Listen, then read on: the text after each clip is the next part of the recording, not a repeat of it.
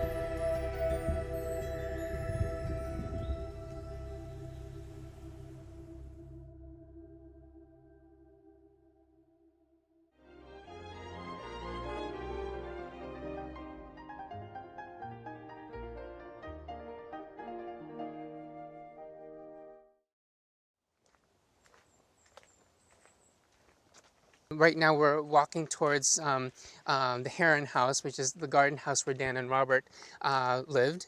And Robert designed the house, and when Heronswood first started, it was pretty much their private residence and their home. So the older parts of the garden are the established formal gardens around the house. So the perennial border, the backyard, the potager, which is a French for the kitchen garden.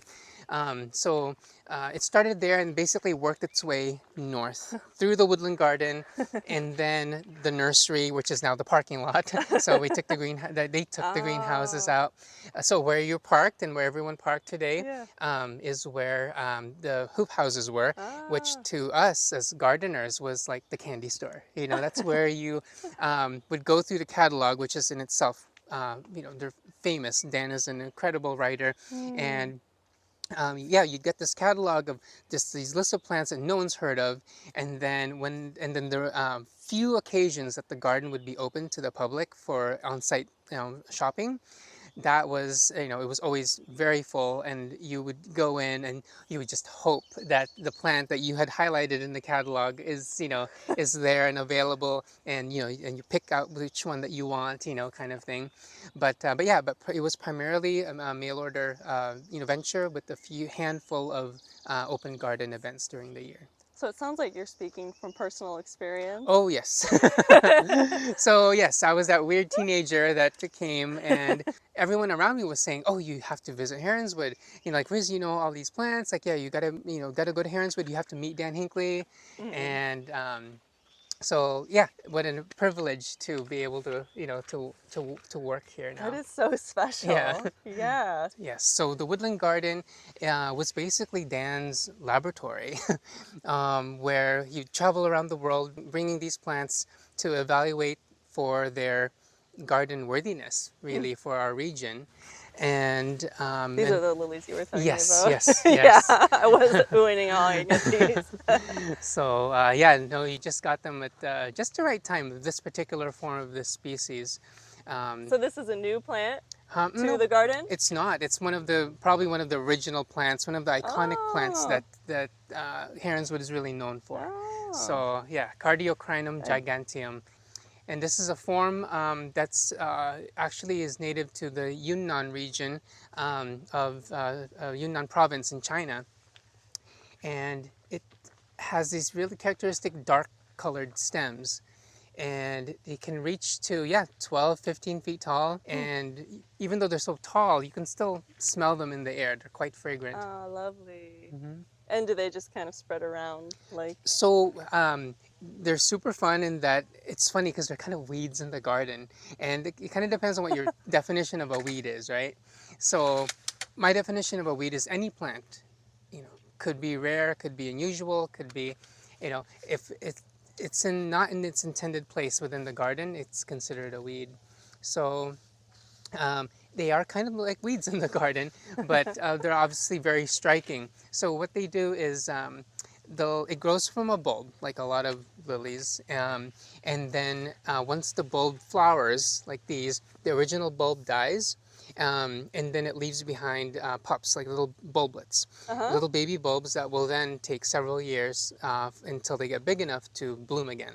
Okay. But they also grow from seed, so they create these seed pods that look like pickles. So the tribal kids, when they come in, it's like, late summer. They always ask about the pickle tree. It's like, oh, we get to see the pickle tree.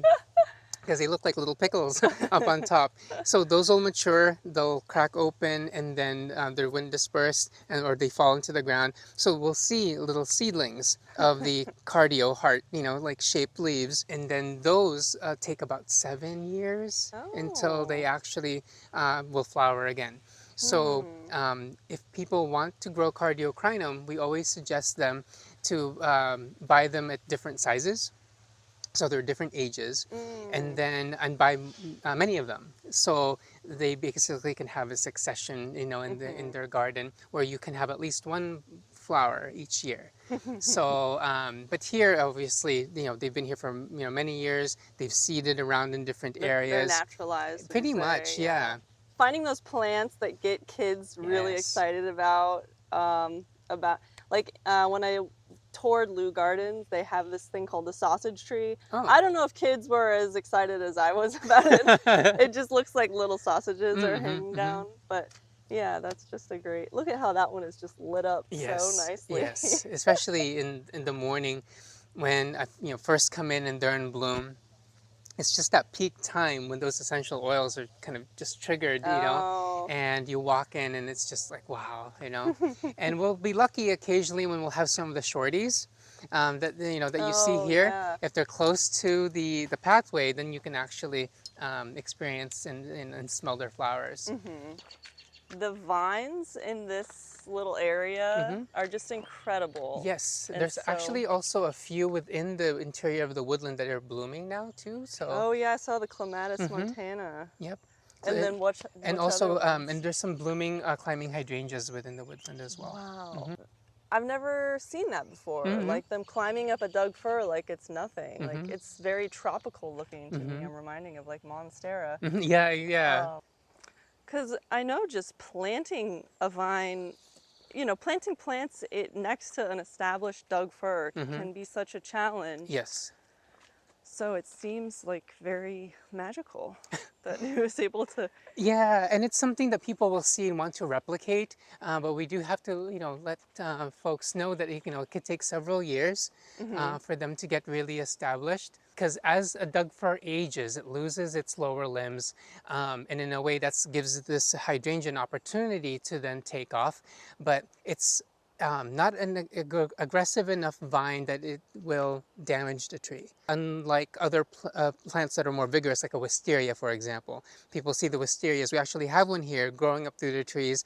People are oohing and ahhing about that. And we're like, no, do not plant that.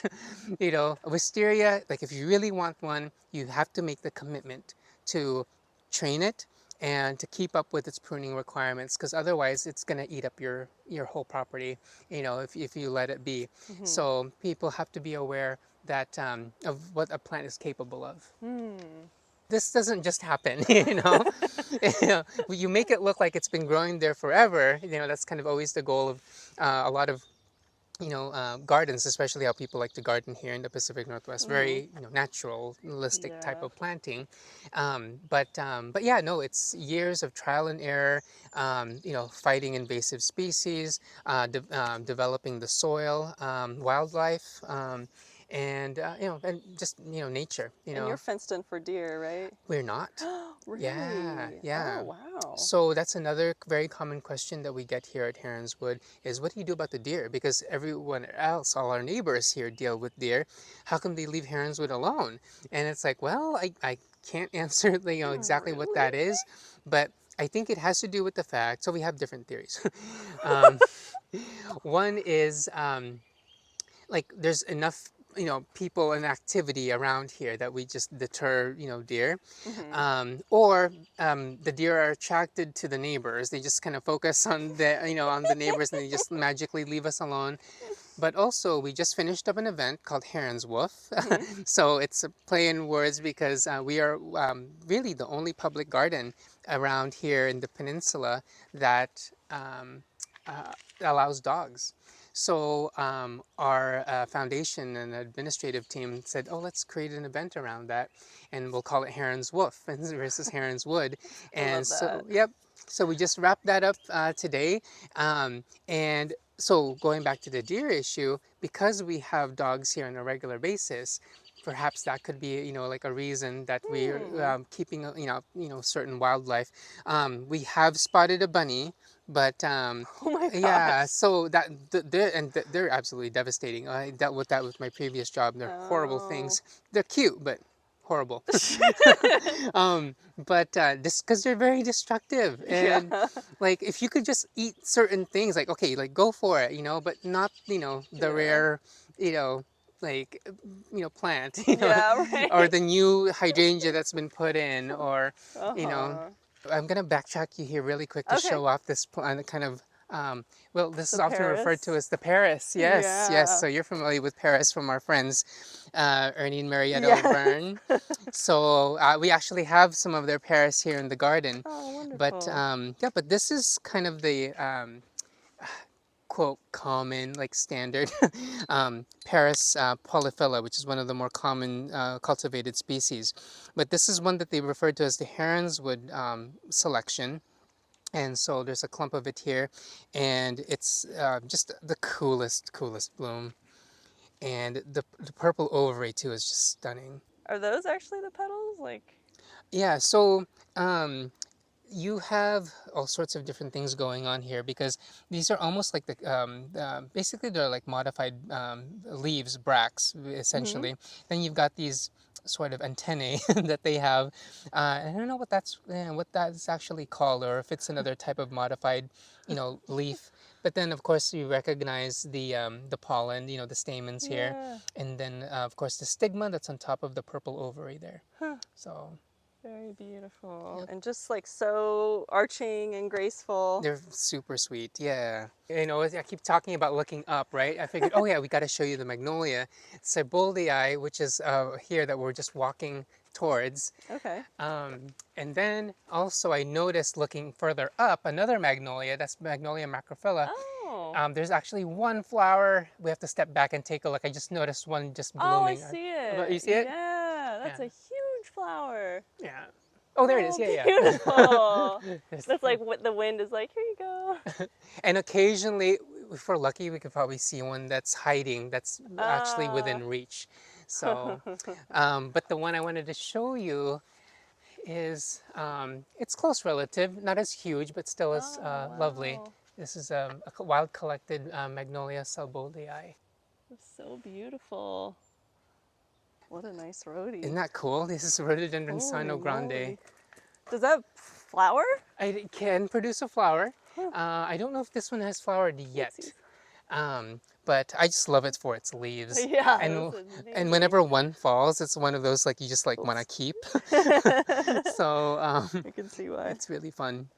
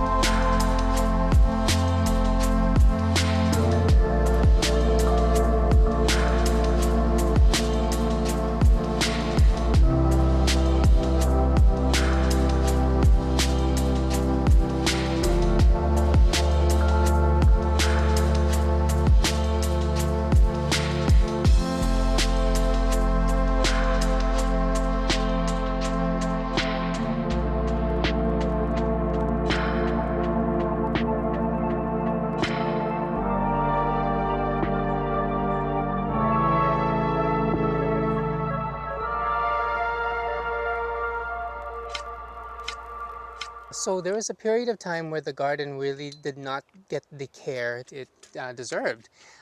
So there was a period of time when Dan and Robert decided to sell the garden, Mm-hmm. and they actually sold it to a nursery corporation that thought that they could take the Heronswood name and run with it, make money, take the whole plant explorer, kind of theme with it. But it didn't yield the numbers that they had hoped.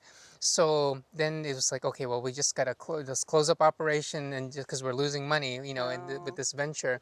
That was also a period where they had dug up plants to for research and development over to the Oh. East Coast, and so we lost a bit of the collection through there, and then the rest of the garden, because it wasn't really an open, it was all private property then at that point. It really didn't get the care and attention that the garden had in its kind of Mm-hmm. peak in the, I would say, like late 90s, mid to Mm. late 90s, when Heronswood was kind of at its I guess you could say peak. Now we're Huh. approaching this new peak now, and this Awesome. this new chapter in the Yeah. garden. What happened was the property went up for auction, and then the Port Gamble Slalom, the native indigenous tribe here, decided to purchase the property. And in a way to also reclaim their ancestral lands here. Yeah. So I heard from a tribal member that it was not a unanimous decision for the tribe to purchase the garden, and of course, because what are they going to do with a collection of plants that they have no connection to? They're Mm-hmm. all from most everything is from all around the world, but they saw its potential in terms of can we turn this into something that would benefit the tribe? Monetarily, culturally. So yeah, it was a very expensive purchase, but they went ahead with it, and that's when Dan Hinkley was part of the recovery process, so to speak. Oh, excellent. For the garden, and then the garden began to develop, and then he was also the director of the garden for a period of time. So that was about 12 years ago since the tribe purchased the garden, and the rehabilitation of the garden began. I heard from actually my current gardeners who were a part of that process early on. A lot of blackberry, a lot of just invasives that they had Oh. to rein in. Yeah, and then re-envisioning what the garden's Yeah. going to be. With Heronswood history and what it's known for, obviously it's the rare plants, collections from around the world. But now that we are a tribally owned garden, we want to showcase the tribe, and we'd like to think that the garden is a opportunity for the general public to learn about the Port Gamble slalom. So this is the section where they've taken a natural area Mm-hmm. and developed it into a curated garden that showcases the plants that the slalom Mm. utilize or that are important to them culturally. So this section of the garden was designed by Debbie Purser, and she is a Port Gamble Slalom tribal member, and she's also our tribal liaison. And so Debbie has been working with our cultural department and also talking with elders about the plants that they used, and not all of them are native, but a good amount of them are. So it's an opportunity for not just the general public, but for the tribe themselves to learn about the plants that their ancestors used. So in a way, it's right now considered the most important garden here at Heronswood. It's not the flashiest. It's not in full bloom, formal, hedges and that sort of thing. But it's utilizing the existing landscape here that is comprised of native matrix, but introducing plants that are culturally significant to them. So And I think it's so cool that they've done this in a way where you do get both versions of gardens, and like you can include this in yes, a where people are coming, because they're interested in horticulture and plants, and so yes. they're coming here anyway to see that, Hmm. and then they also can learn about this. Yes, and Yeah. it provides a great teaching tool for everyone and for the general public to come and visit the garden and see that not all gardens are created equal. They will vary in terms of their creator and what inspires someone to create this landscape. But here it's preservation Hmm. of the native flora, but also of their culture. And it's something that they're working on to just regain, because what I've been learning from Debbie is a lot of this knowledge has been lost. No one's really kept good records of it. And now here's our opportunity to slowly let the tribe know that, hey, this is your garden now, and you have a connection to it. And it's Mm. this garden here, and it's these plants. So the most significant probably is the Western Red Cedar. And I have an Okay. example of that I want to show you. Okay. Mhm. It really does feel like we're just in a forest. Exactly. Yep. You're just, and that's the thing too, where someone could come to Heronswood and walk through this garden and be like, wow, I paid admission just to, go here. We could have just gone for a walk in the woods, kind of deal. But they're missing the point, obviously. One, there's also more gardens for them, that they can fancy, that they can appreciate. But again, this is about reminding everyone that of what exists and what was here first, Hmm. and what we need to protect. So this section of the Skolm Connections Garden has a specimen of cedar that has been shown to demonstrate um, collecting the bark and doing so in a sustainable manner. So Debbie was here actually with tribal elders and members of the cultural department of the tribe to show how to sustainably harvest cedar bark from trees without harming the tree. So I was told that it had to be a certain width and a certain age, and basically, yeah, an incision was made here at the base, and basically it's pulled off, and this is it. They take only what they need, Hmm. and now they're allowing the plant to recover and to heal, and that maybe in the future they can harvest from it again, but pretty much you only take what you need. It's being respectful, to the tree. And And and what would they use that for? the bark has Or so what many do different they? uses. I actually got a chance to take a class with the cultural department, and they make these things called cedar roses, where they'll take pieces of the bark that's been processed and basically kind of weave them into these little mini roses, and they're a symbol of for gift giving, for celebrations. So it's very symbolic.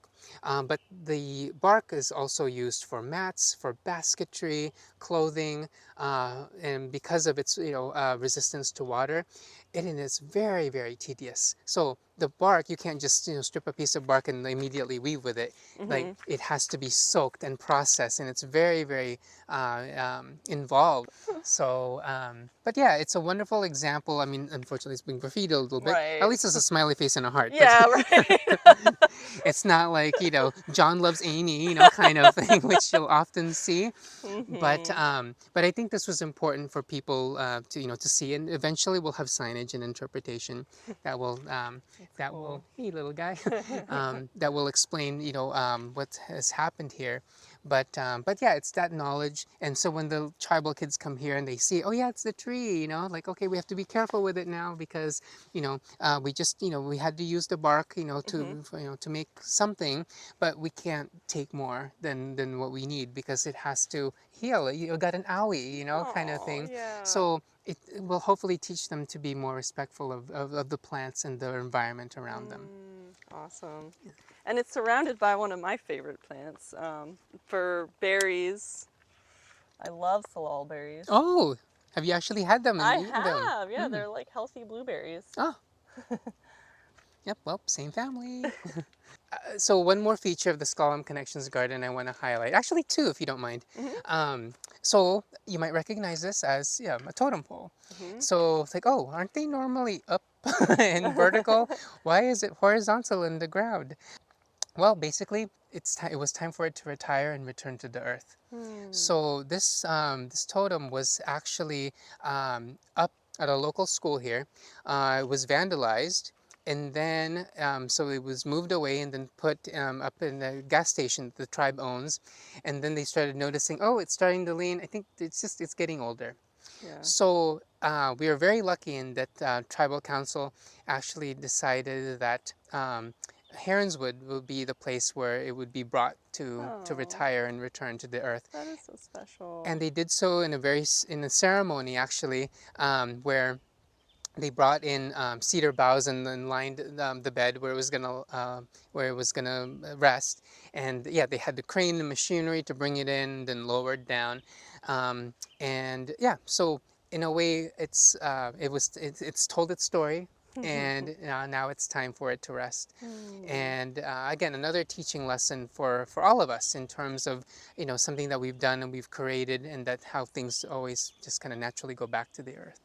Over here is a work in progress. Debbie had these containers built, and it's a gathering space that she had designed. So the containers here are meant to house plants that are culturally significant, but she doesn't want to, release out into the garden because they might be, potentially invasive. Huh? So one example is horsetail. So Ah. horsetail is kind of a thug, and many people fight it in their gardens. But it's something that's been around for forever. But also the tribe uses the plant. So, but she wants to demonstrate that without having it be a problem in the plants. Hence, growing them in containers. Okay. Another plant too is that many people might be familiar with is sweetgrass. That many indigenous tribes are very familiar with, Mm-hmm. and we were gifted some, and that can be pretty aggressive, if we plant it out. So they'll be planted in these containers, and they're formed in a circle, as you can see, with rounds of tree trunks that have been basically used to create seating here.